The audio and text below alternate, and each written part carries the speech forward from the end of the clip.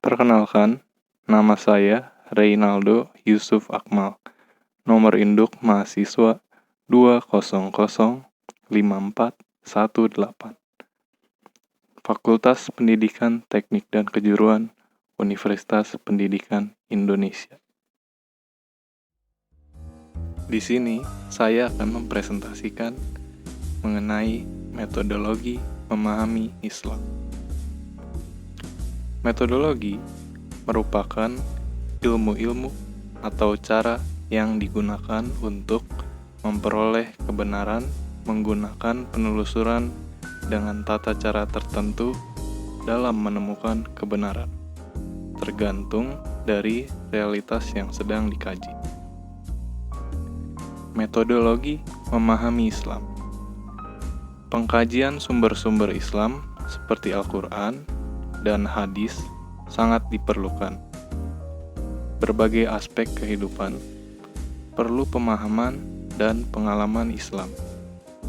Namun, menanamkan nilai-nilai tersebut perlu adanya pemahaman yang sesuai dengan kaidah-kaidah yang telah dibuktikan kebenarannya, supaya tidak terjadi kesalahpahaman arti isi dari Al-Quran dan hadis-hadis.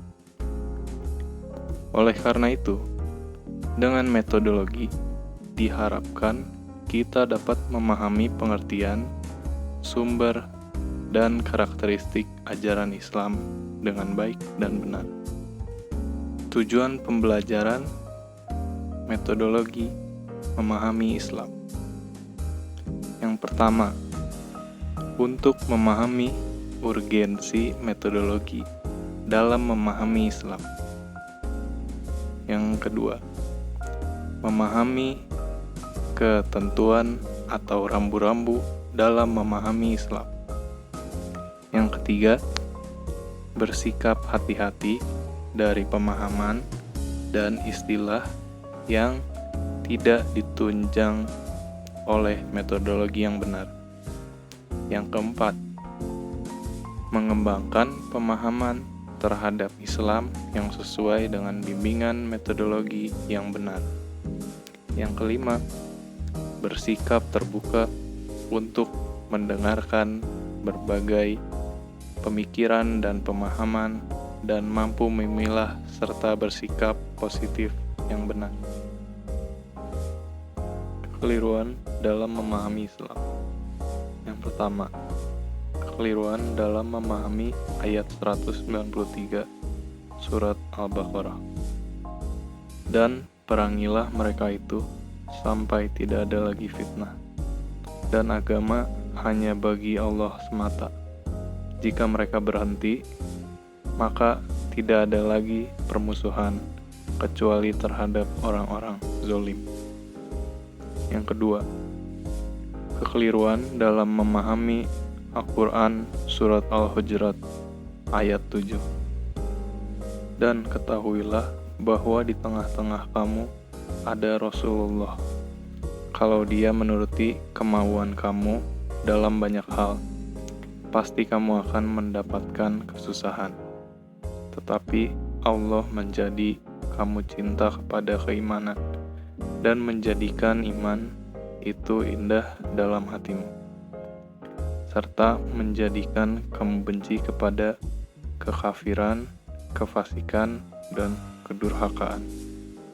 Mereka itulah orang-orang yang mengikuti jalan yang lurus.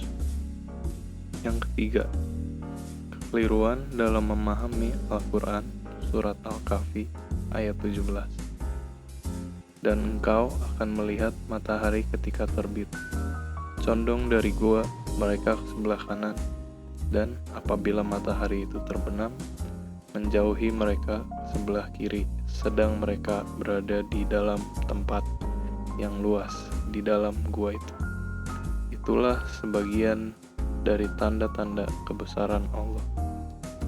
Barang siapa diberi petunjuk oleh Allah, maka dialah yang mendapat petunjuk. Dan barang siapa disesatkannya, maka engkau tidak akan mendapat seorang penolong yang dapat memberi petunjuk kepadanya. Bagaimanakah sebuah agama dipahami? Sebuah agama dipahami sangat bergantung terhadap dua faktor utama. Yang pertama, seberapa mendalam para ahlinya itu memahami agamanya. Yang kedua, seberapa terampil mereka dalam menyajikan agama yang dipahaminya itu kepada masyarakat luas.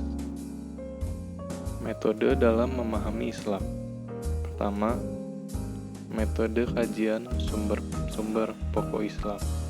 Menurut Nasruddin Razak, cara untuk memahami Islam dapat dilakukan dengan cara yang pertama, mempelajari sumber asli ajaran Islam, yaitu Al-Quran dan Hadis. Yang kedua, Islam harus dipelajari secara komprehensif dan integral sebagai satu kesatuan. Yang ketiga, Islam dipelajari melalui studi kepustakaan.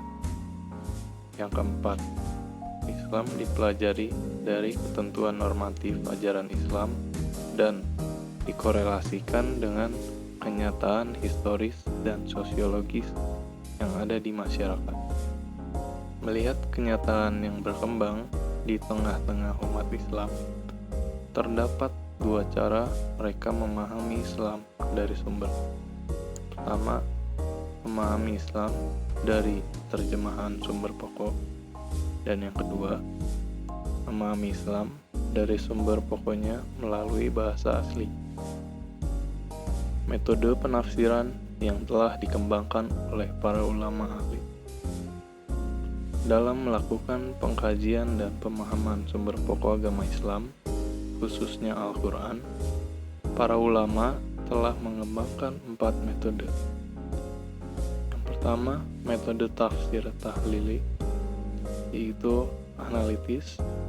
Yang kedua, metode tafsir ijmali, yaitu global. Yang ketiga, metode tafsir muqaran, yaitu perbandingan. Dan yang keempat, metode tafsir maudhui, yaitu tematis. Langkah-langkah dan contoh penerapan metode muqaran dan maudhui. Yang pertama kali mengembangkan metode maudhui ini adalah Dr. Ahmad As-Said Al-Qumi, ketua jurusan tafsir di Universitas Al-Azhar. Kemudian diikuti oleh teman-teman dan mahasiswanya. Selanjutnya, Dr. Abdul Hai Al-Farmawi merumuskan langkah-langkah prosedurnya sebagai berikut. Yang pertama, menetapkan masalah yang akan dibahas. Yang kedua, menghimpun ayat-ayat yang akan berkaitan dengan masalah atau tema tersebut. Yang ketiga, menyusun urutan ayat sesuai dengan masa turunnya, disertai dengan sebab turunnya. Yang keempat, mengkaji korelasi ayat-ayat tersebut dalam suratnya masing-masing. Yang kelima, menyusun pembahasan dalam kerangka yang utuh dan sistematis.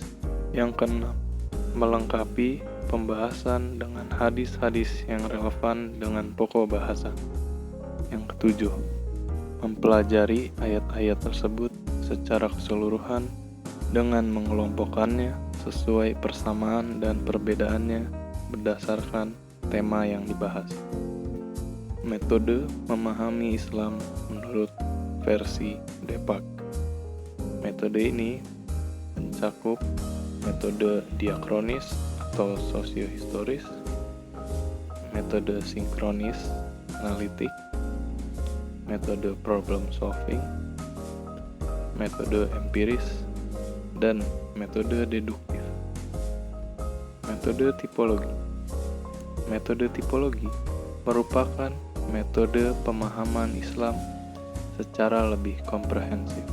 Metode ini mampu mengkaji dan memahami Islam dari berbagai aspek pokoknya. Dengan cara membandingkan agama lain, metode ini mampu memberikan penilaian terhadap hakikat dan keberadaan agama bersangkutan. Menurut Ali Syariati, metode tersebut memiliki 2 ciri penting, yaitu mengidentifikasikan 5 aspek agama dan membandingkan kelima aspek tersebut dengan aspek yang sama dengan agama lain. Aspek atau ciri-ciri agama. Yang pertama, Tuhan atau Tuhan-Tuhan dari masing-masing agama. Yang kedua, Rasul atau Nabi dari masing-masing agama. Yang ketiga, kitab suci dari masing-masing agama. Yang keempat, situasi kemunculan Nabi dari tiap agama dan kelompok manusia yang diserunya. Yang kelima, individu-individu pilihan yang dilahirkan setiap agama. 5 langkah mengoperasikan metode tipologi menurut Syariati. Yang pertama, menjelaskan tipe, konsep, keistimewaan, dan ciri-ciri Allah di dalam Islam dengan mengacu pada ayat-ayat Al-Quran dan hadis-hadis Nabi dan ucapan para ulama besar. Yang kedua, menelaah kitab suci. Yang ketiga, menelaah kepribadian Nabi dalam dimensi-dimensi kemanusiaan dan kenabian. Yang keempat, memeriksa situasi kedatangan Rasul. Yang kelima, mengkaji kepribadian individu-individu pilihan yang dilahirkan tiap agama. Untuk dapat mengetahui lebih luas tentang Islam menurut metode tipologi, sebagai berikut. Kita memahami Allah, tema-tema tentang keesaan dan keadilan.